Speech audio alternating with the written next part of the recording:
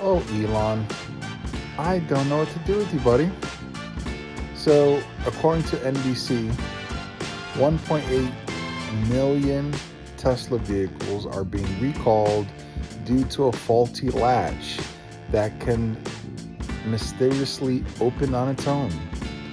So, you can be driving down the highway and boom, your frunk opens out of nowhere.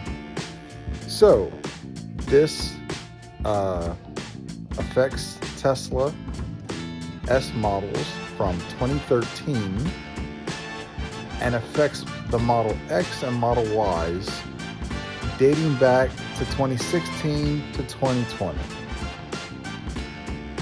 What is going on, man? Elon, get it together, bro.